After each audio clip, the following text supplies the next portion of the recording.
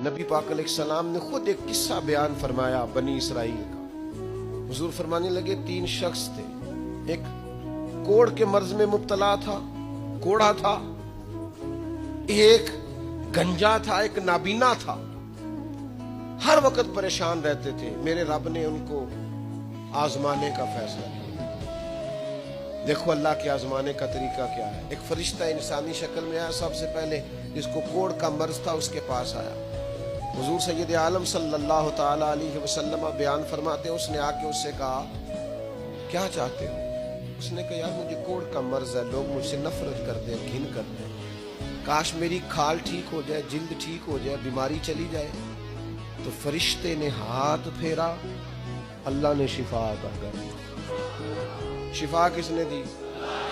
ہاتھ کس نے پھیرا؟ تو کوئی عرض نہیں، اگر کسی وقت کوئی بزرگ دم کر دے، ہاتھ پھیر دے تو شفا اللہ ہی دیتا ہے۔ بخاری میں موجود ہے جو روایت درج کر رہا ہوں۔ فرشتے نے ہاتھ پھیرا، اللہ نے۔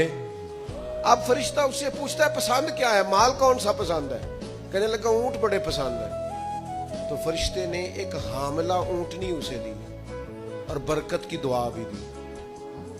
اب فرشتہ آیا گنجے کے پاس، جناب کیا چاہتے ہیں؟ اس نے کہا میں گنجا ہوں، سر پہ بال نہیں ہے، اس کی وجہ سے چہرے پہ کوئی حسن بھی نہیں ہے، لوگ گھن کرتے ہیں، کبھی میرے بال آ جائے نا۔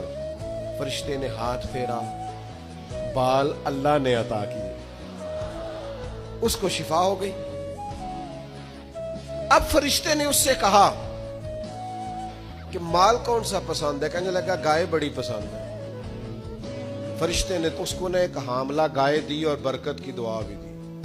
اب فرشتہ اندھے کے پاس آیا، کیا چاہتے ہو؟ اس نے کہا رب نے بڑی سونی کائنات بنائی ہے پر میں دیکھ نہیں سکتا، کبھی آنکھیں مل جائے نا تو ساری رونقیں ہی بحال ہو جائے۔ فرشتے نے ہاتھ پھیرا، شفا۔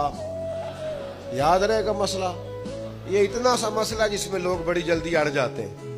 فرشتے نے آنکھوں پہ ہاتھ پھیرا اور اللہ نے شفا عطا کر دی۔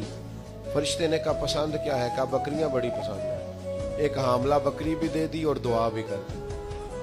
اب وہ جس کو اونٹنی دی تھی حاملہ، اس کی حضور فرماتے ہیں پوری وادی اونٹوں کی بھر گئی، اور جس کو گائے دی تھی اس کی پوری وادی گائیوں سے بھر گئی، اور جس کو بکری دی تھی پوری وادی ریوڑوں کے ریوڑ بکریوں کے تیار ہو گئے۔ اب